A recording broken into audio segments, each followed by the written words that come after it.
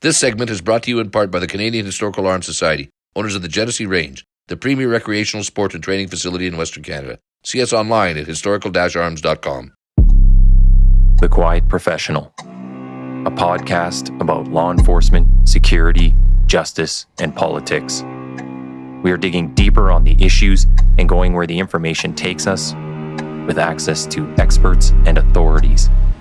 Welcome to The Quiet Professional. Hey everybody, welcome back to The Quiet Professional. I've got a returning guest, Dr. Stephen Nagy here. We're going to have a little chat about some of the politics that have been going on, specifically between Canada and China. So I'm happy to have him back here. If you didn't see him on the last episode, I want to say it was June or July we had you in. I'm going to give you a little bio. So he's a professor of politics and international studies at the International Christian University, specializing in Indo-Pacific geopolitics and great power competition. He's currently serving as a visiting fellow for the Hungarian Institute for International Affairs. Concurrently, Dr. Nagy holds strategic appointments as senior fellow at the Macdonald-Laurier Institute, research fellow at the Canadian Global Affairs Institute, and visiting fellow at the Japan Institute for International Affairs. Last time I read this off, I wonder if it's completed yet. He's working on middle power approaches to great power competition in the Indo-Pacific. The tentative title for his forthcoming monograph is Navigating U.S.-China Strategic Competition, Japan as an International Adapter, Middle Power. That's a long title. Is it done yet? Chapter to go. The processing for any kind of book requires a lot of patience from the author. Yes. To deal with editors and the review process. But one more chapter to go, which is great. And what I'm happy about, and in the context of this podcast, is lots of lessons for Canada. Yeah. Okay. Well, hey, I'm glad we got you back here. I know lots of people actually, after last time you were on, reached out and said they really appreciate your candidness and just more of a straightforward approach, not mincing words. So yeah, people were very happy. So let's get into this today. Sure. Maybe I'll start with a really big question. Is Canada, with our current movement toward China and kind of distancing from the US, are we moving toward any sort of impending doom here? Well, I don't think we're moving towards any impending doom. And I think that the reality is that Canada must have a relationship with China. It's 1.4 billion people, 1.3 billion people. It's going to be the second largest economy on the planet. And what China does matters to every single country around the planet. In that sense, we must have a relationship with China. And if we want to deal with the big picture challenges like climate change, or in the future, and I assume that we're going to have to deal with some really serious AI regulation issues. We're probably going to have to deal with some really big challenges in terms of illegal migration and the challenges associated with climate change in terms of refugees. We're going to need China, and in that sense, we must have a relationship, and that means building a relationship based on a pragmatic approach to related to engaging with China, but really being realistic about what kind of state it is, what is it doing around the world, and what is it doing in Canada. With regards to the US, that is our most important partnership, bar none, and that's not going to change today, tomorrow, 10 years, or 100 years from now. It's not going to change if Mr. Trump's in the White House, or Mr. Vance, or Mr. Santa Claus. It's just it's our geographic neighbor. We have hundreds and thousands, and probably hundreds of thousands of layers of relationships. We have families. We share similar rule of law system, similar democratic system, and we're integrated into a North American market that is further integrating, despite, I think, the noise that we're somehow diversifying away from the United States and the North American market. Yeah, maybe I'll get your opinion on this. Like, I find the way that Carney, Prime Minister for Canada, talks about the US, and to me, it just seemed very quick. We're very, like, right away, we jumped on the rhetoric of relationships changing. And then also very quick to buddy up to China for a number of reasons. Do you find that, did you find that strange at all? Like that to me seemed I found that as one of the most interesting parts. It's just like the script just flipped and all of a sudden it's like, yeah, we're moving this direction and we're good with it. Is that more of people just knew what they were getting into with Trump, or is there something else going on? So, let's give Prime Minister Carney the benefit of the doubt. He inherited a mess in terms of the economy, in terms of our immigration system, in terms of our global reputation, in terms of productivity. I can go on and on and on. Yeah. He really inherited a mess. And this was well before Mr. Trump became president, well before Liberation Day and all the tariffs and all the 51st state comments. So we should be very, very clear that Mr. Carney inherited a mess and he faces many, many challenges. Now, as we think about the Canadian economy and we think about the prairie provinces where you and I are both from, about 17% of our trade is with China. And that's a big, big chunk for the prairie provinces. And, Canada West Foundation, based in Calgary, does some great research on this. And Carlo Dade, now at the University of Calgary, has done some great research on this. For Western Canada, the relationship with China is really critical to our prosperity. And when tariffs on EV vehicles are laid upon the Chinese EV vehicles and the Chinese reciprocate, it affects the prairie provinces in a way that it doesn't affect, for example, the Atlantic provinces or the other provinces. So, Carney's, I want to say embraced, but, trying to build relations with China and to normalize relations with China makes sense because, again, it affects different parts of the country quite seriously. And again, as I mentioned at the start, the relationship with China is really important for Canada. We can't just dismiss it, right? Yeah. It's not a small island in the Atlantic. It's the second major country on the planet. With regards to the U.S., I continue to be confused by the rhetoric.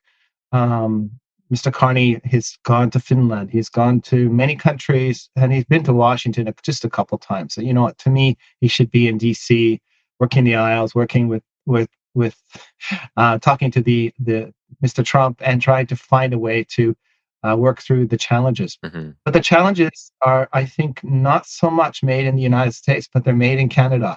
We have lots of challenges in terms of productivity, credibility. There's deep concerns in the U.S. about, how big is the Chinese interference footprint in Canada, and is this a liability for the United States? So, as Carney tries to balance all of these different pressures, remember there's actors that want to, build wedges in the relationship between Canada and the United States. Yeah. So what they do is they inflate the narrative that Trump wants to make Canada the 51st state, and that he wants to take over Greenland. There's some real serious wedge politics that are being deployed through disinformation, and unfortunately, I think it's affected not only our politics, but it's affected citizens that are voting for politicians. Yeah. And as a result, so Carney is in a place where it's very difficult for him to say, well, the U.S. is our bar none most important trading partner. As I said, hundreds of thousands of different layers of relationships. We have to build this relationship. And at the same time to say that, well, we need to have a smart, pragmatic, and realistic view of China. And I don't think it's a really difficult needle to thread. But that's the thing I think is missing from some of the dialogue is nobody's really saying that, at least not at the federal level, even at the provincial level for the most part. I feel like people aren't saying like, hey, we have this whole history. We're tied with the U.S. in all these different ways. The rhetoric was just, yeah, the relationships changed on that end, and we need to go more in this direction, whether it's Europe or China. So I would agree with you on that point. Do you think that Canada has the people and the institutions and the historical knowledge to deal with China in the way that we need to? Like you were talking about foreign interference, foreign influence, all these different things going on in the world. Like, are we can we play at this table? Like, do we have the people to do that, at least in the positions that they're in right now? So Nathan, I think as we think about the region, I think it's unhelpful just to focus on China. Yeah. I think we have to understand that China is part of the Indo-Pacific region, and there's other major countries there: South Korea, Japan, the Southeast Asian countries, India, Australia, New Zealand, and all of them, play an important part in this integrated economy. Of course, China is the center of it, but if we continue to look at the region only through the lens of China, then we're going to have a rather myopic view of the region. So I think the question is do we have enough regional experts that actually understand how integrated the region is Okay. and how China is part of the region? And if that's the question you ask me, then I say we are not, we really aren't there. We're not where we should be. But very few countries, if any, are there, right? What generally happens is, in the 80s, everybody was studying Japan and the Japanese economy and Japan taking over the world. And then, of course, the bubble burst and Japan became more, people started to just study popular culture and Japanese soft power and not all the other good stuff. And China became the new girl in town, pardon the speech. And everything was about China rather than thinking about it through an integrated sphere. So we have some great China experts at UBC, University of Toronto, University of Montreal, but they may not be appropriate for thinking about the complexity of the relationship because their training maybe will focus on the Cultural Revolution or Mao's doctrine or Republican China rather than, I think, the complexity of China sitting within the region and how it touches touches technology, touches disinformation, it touches hard security, it touches energy security, it touches many different aspects of international relations that we focus on. And I think we need more regional experts rather than just China experts. Okay. No, I think that's a good way to look at it too. Obviously, it's just one country dominates the news or what the experts talk about online and in different forums. So they always seem to just come up, but nobody talks. Yeah, like you're saying, regionally, who else is at play here, and what do we need to focus on? Do you think when you talk about like some of the influence that they do have in Canada, though, and just staying on the China stuff? Yeah, that's fine. Are we seeing like security wise, are we in a good space? And I think this is where most of the conflict comes when we talk about the different narratives that are out there, is we look at things kind of siloed. Like we need to talk about economy, but that doesn't integrate with security. We need to talk about climate change, but that doesn't integrate with security. Like are we kind of siloing these issues too much? Is there any experts who can actually look at that from a more bigger picture and put it all together? Can they have that, hold that in their head while they're discussing these things? So I do think there's people like that. The challenge for Canada, and I think we've come really late to this game, but there's articulate Canadians like Michael Kovrig, the Canadian that was a part of the International Crisis Group and former diplomat. He talks about it very clearly in terms of China. They don't silo things, right? If you touch upon the security side, they're going to touch upon your economic side. So there's no insulation of these different areas. Yeah. And this is something we particularly seen over the past 5 or 10 years increase. And more, I think our Canadian officials understand this.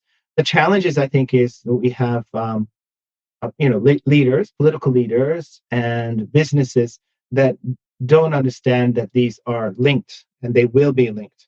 Mm-hmm. There's no separation.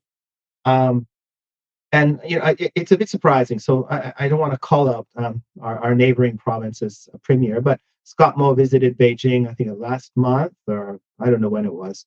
And I was a bit surprised he went to Beijing directly to advocate for resumption of canola sales. And I thought to myself, this is a complete lack of geopolitical literacy. He should have at least stopped in Tokyo, Seoul, and maybe Hanoi. Ideally, he'd go to many other places and find out how they have experienced economic coercion and the kinds of ways that they've dealt with this and the strategies to deal with this. So, this is an example of a political leader, I think, making these kinds of gestures without a broad understanding of how China does link security to economics and to everything. But we also have business groups and business councils. I'm continually surprised by the Canadian China Business Council, excuse me, and the Institute for Peace and Diplomacy that continue to advocate for um, deepening relations with China and normalizing relations with China, despite nothing changing in the relationship on the Chinese side. And I'm calling them out because I think it's very true that the relationship hasn't changed, but they continue to advocate.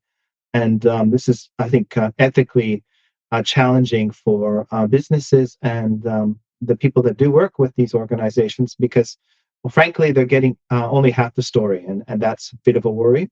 Well, that's kind of what I was wondering is like, can we, when we sit at these tables with these big players in the world, do we have that experience? Do we have the people that, have that expertise? Like, Premier just goes and does his own thing and then comes back. Well, he's lacking that geopolitical view on issues.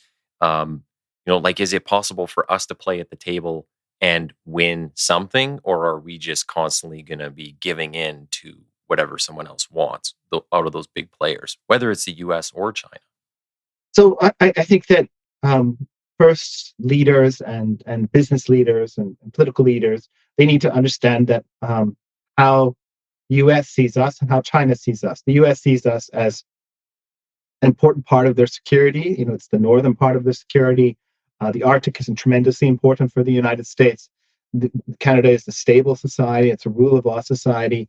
But they also see it as increasingly a liability on is Arctic defense spending enough to deal with the challenges of Russia?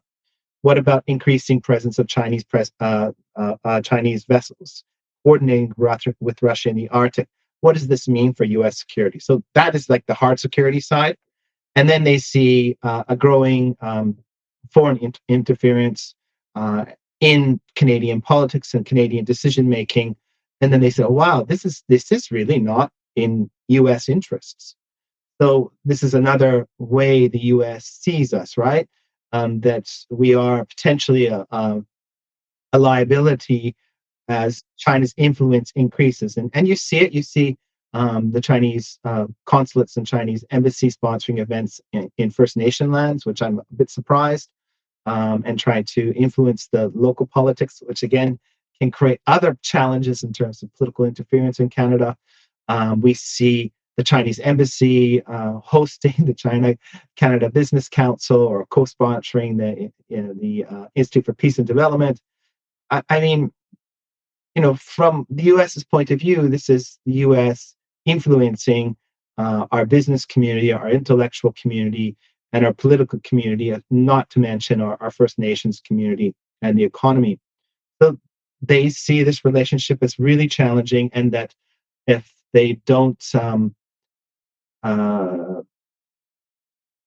help Canada and Canadians deal with this challenge, then the influence of China will increase, and this will have negative ramifications on the U.S. presence.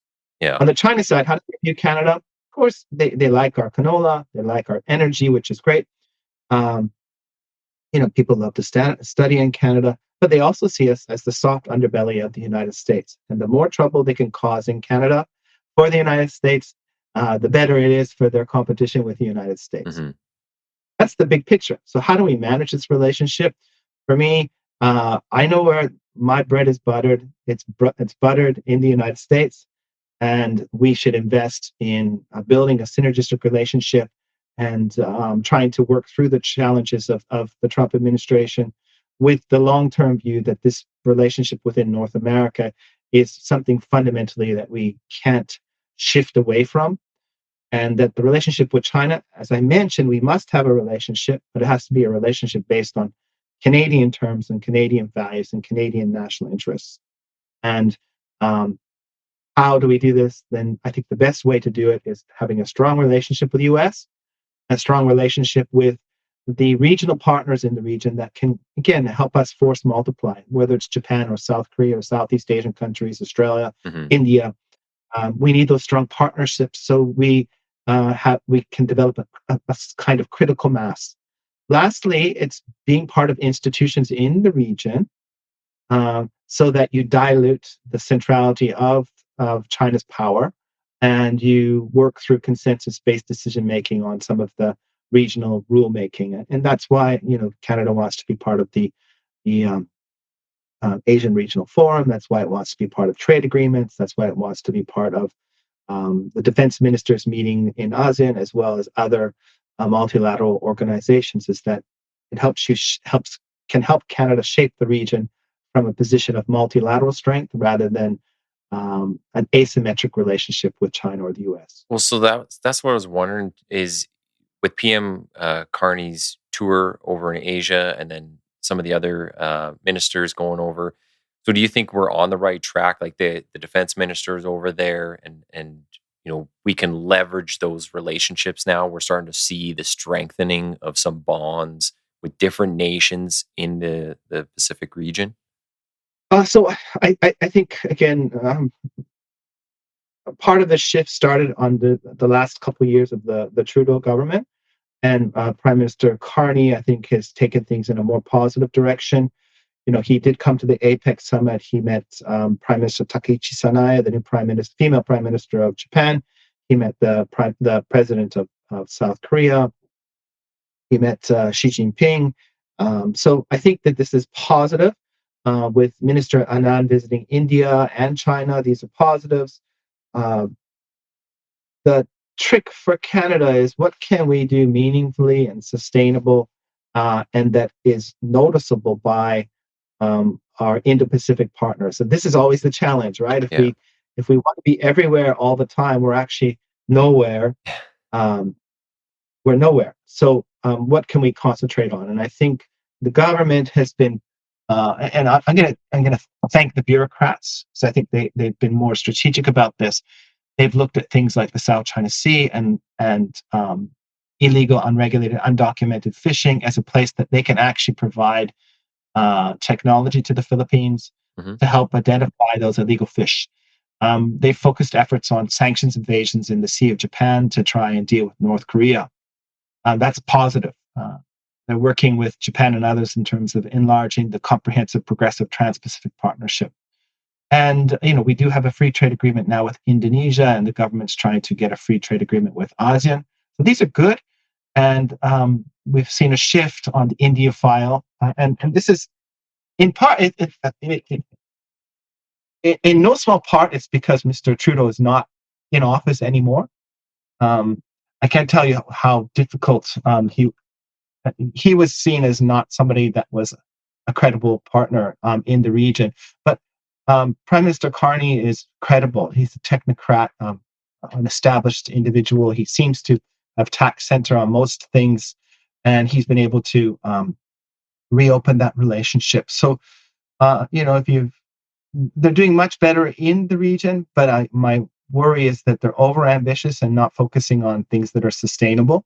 Yeah. And that ultimately it has to be a sustainable, meaningful action. And time will be the test.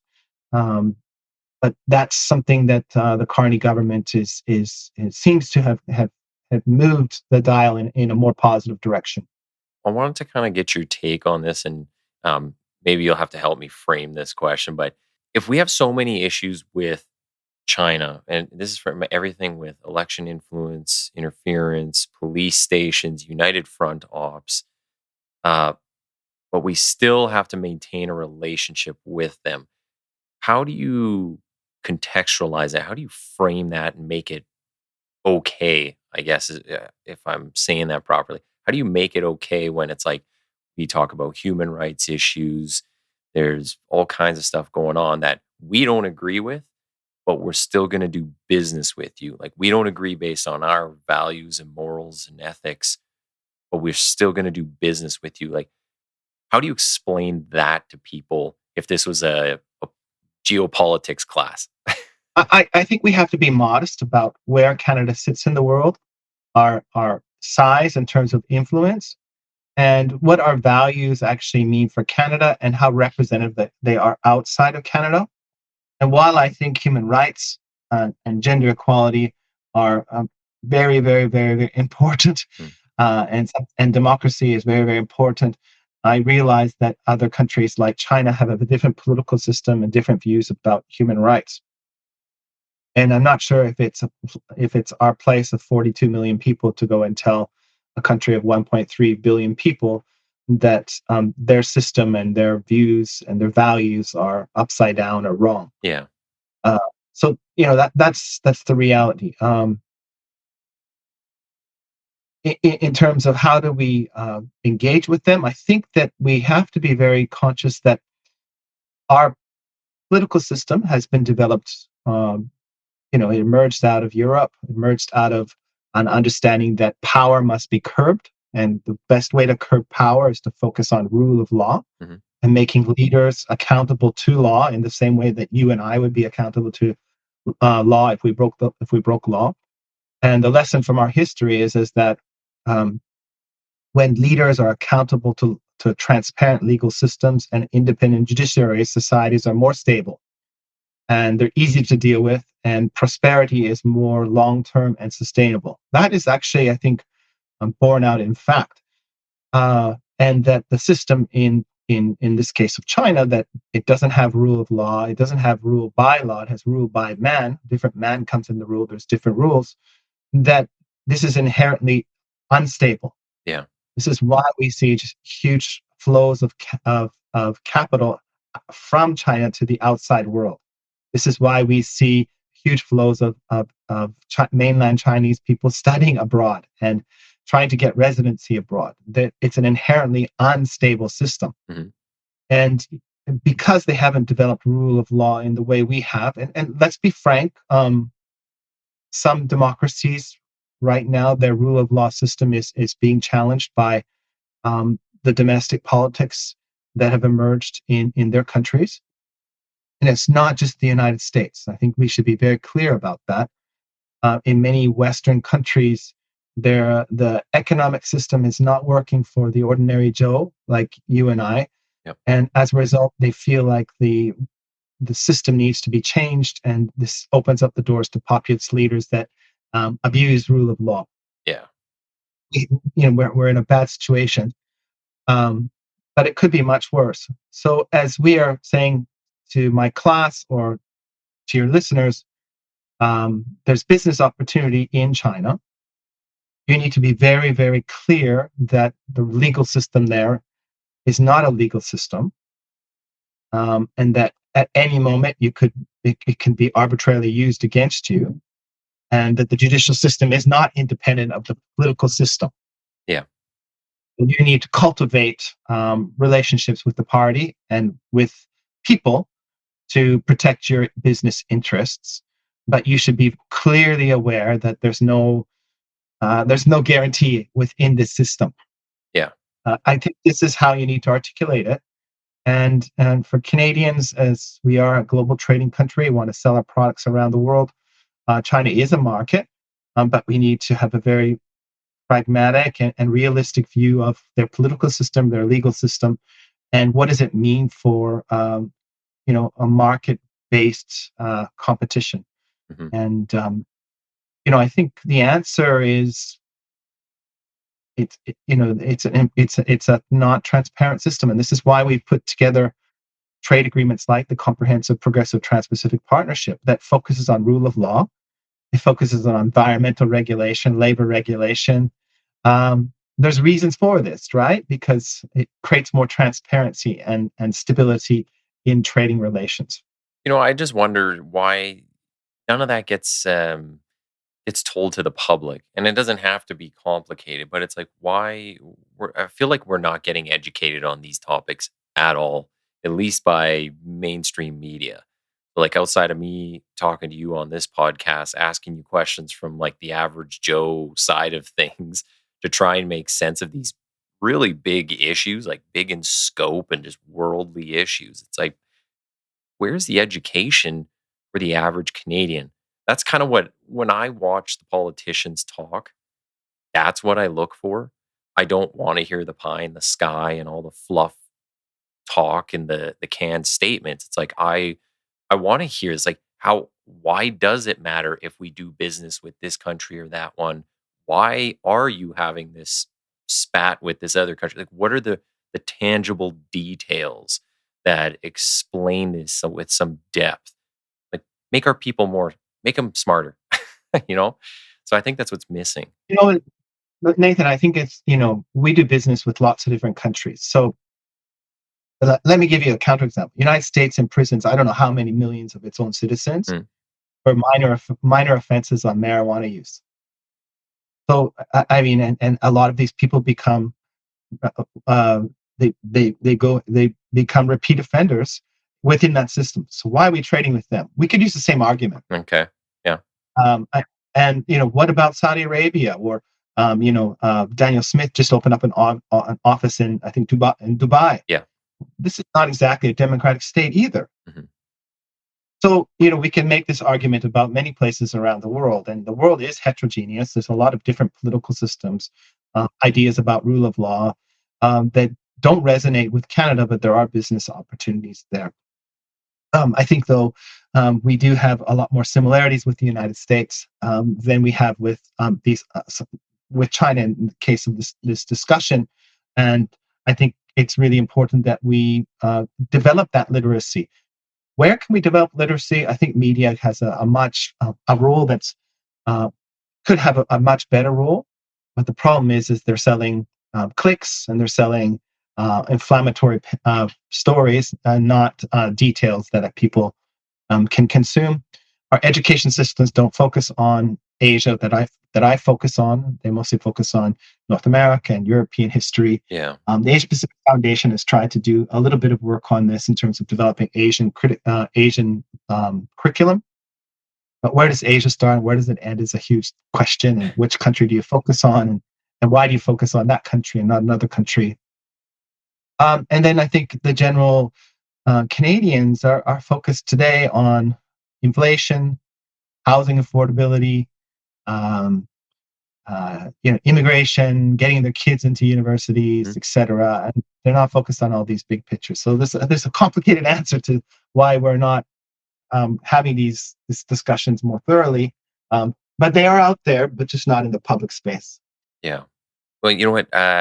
Do you think the relationship I saw there with Japan, so obviously PM visiting, um, is this going to turn into like a bigger trade partner? And then we're talking with South Korea about possible submarine deal. Uh, it looks like the relationships are increasing over there, and there's, I guess, positive things on the horizon.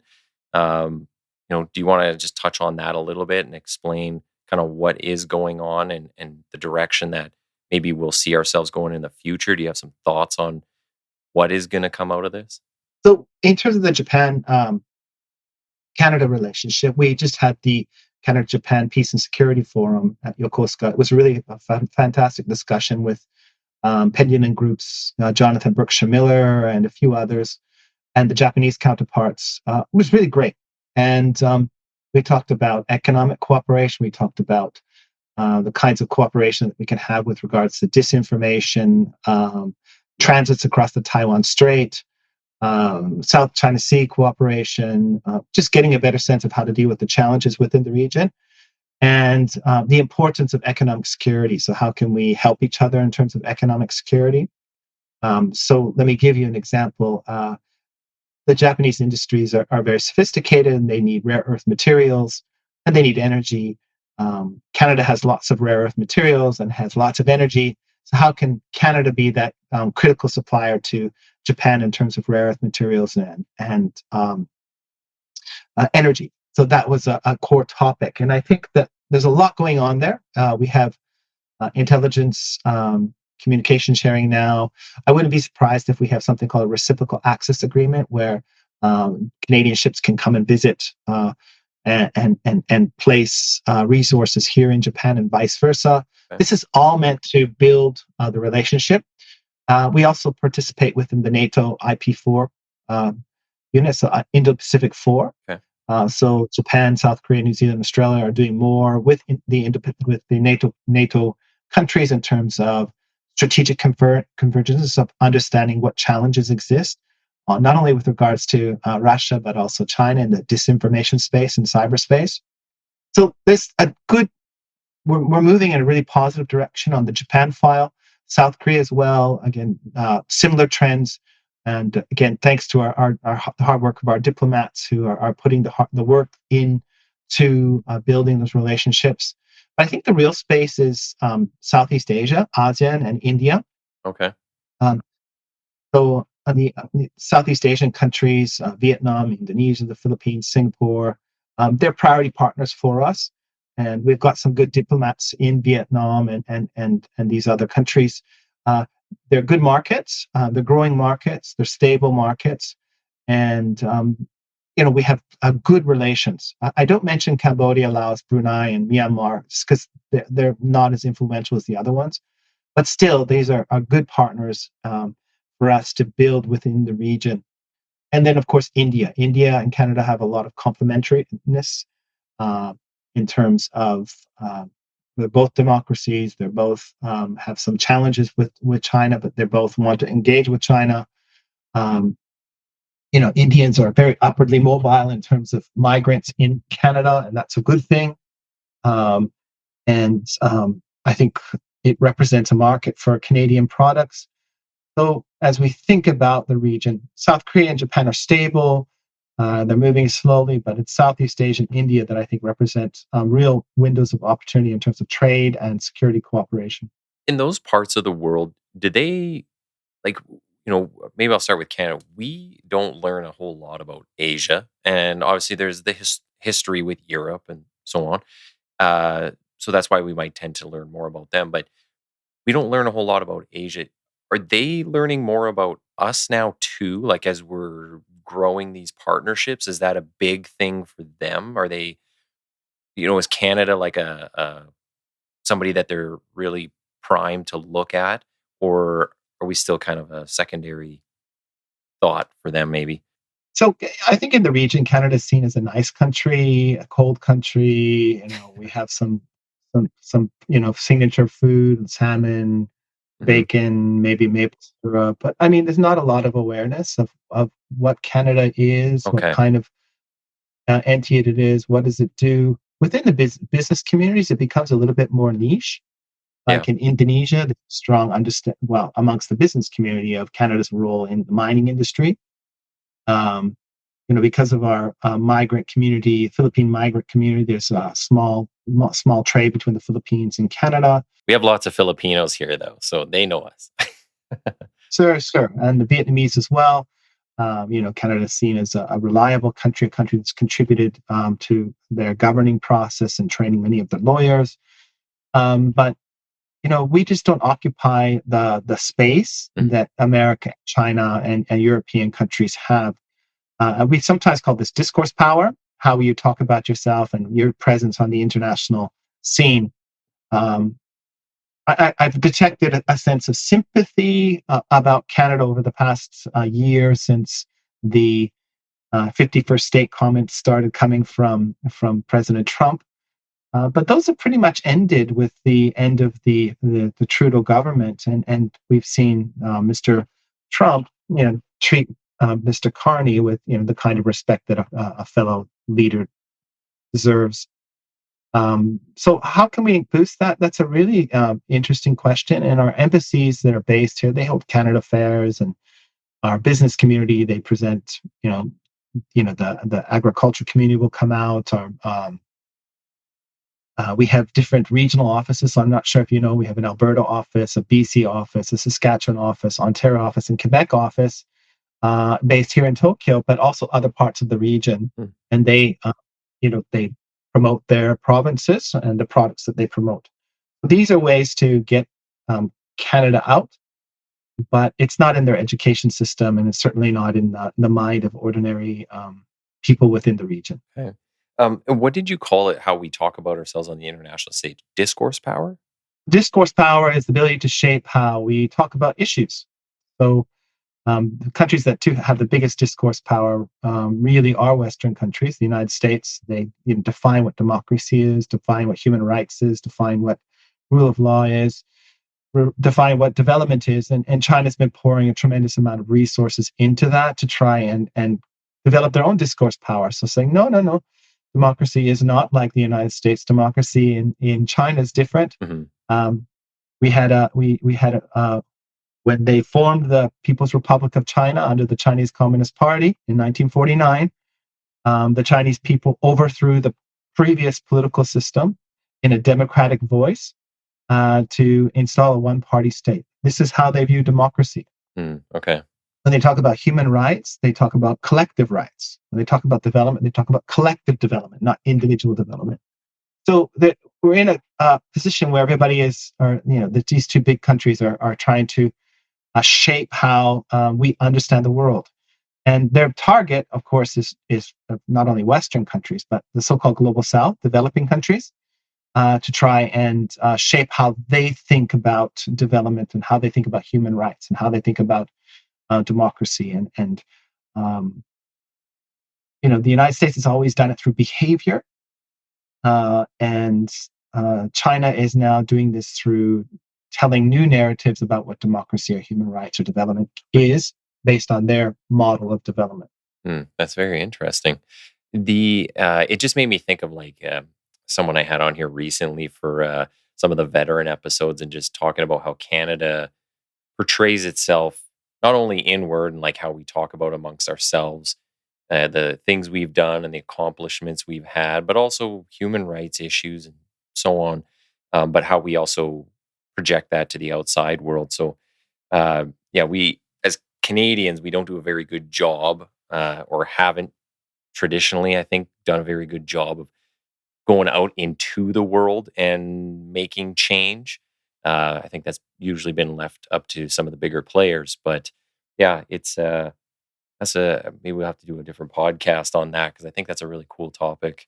Well, we did a lot of that in the 1990s. Yeah. I mean, the 1990s was the heyday of Canadian diplomacy in many ways. We had this idea of middle powers and human security and the right to protect. So we went into Yugoslavia, the former Yugoslavia, to protect the people from each other. And we worked with the Scandinavian countries to try and promote that. And that was one of our signature initiatives. This idea of middle powers was one of our signature initiatives. But this is the 1990s. Yeah. Canada was a really big economy back then, and the Chinese economy was not. Indonesia was not. India was not. And Nigeria was not. Saudi Arabia was not. But today, those countries, this is almost 35 years later, they are major economies, right? The Chinese economy is about a $17 trillion economy. It's more than 4 or 5 times the Canadian economy. Yeah. The Indian economy is going to become number 4 in the next year or two. That's behind Germany.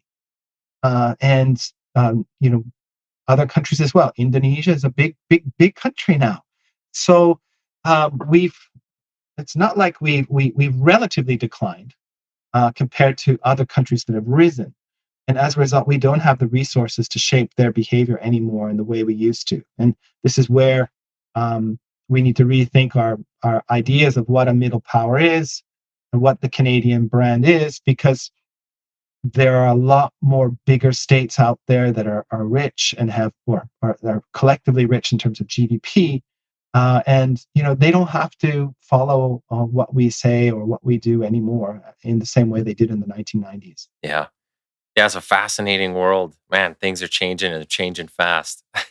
So yes, it is. It's just bringing us kind of to the end of our time here. Hey, I really appreciate you coming on again. No problem. Final point, where can people find your work and follow you? Obviously, LinkedIn, you do a lot of stuff on there. I'll put that link up. Anywhere else you would like people to check out the website?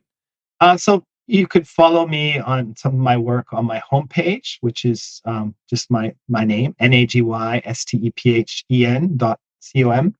But a lot of my work is posted on the Macdonald Laurier site, Asia Pacific Foundation site, and then you could just Google me or Perplexity Me. That's the new AI site, and you can find a lot of my writing.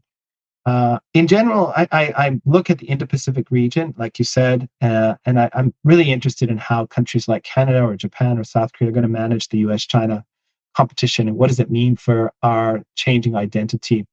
But I'm also very interested in how China is affecting many countries, both positively, negatively, and I really want to maintain this kind of neutral or Mhm. centrist position in saying that we need to work with China, but at the same time we need to be cautious with China, and we need to have the closest relationship with the United States, but we have to become an indispensable partner of the United States.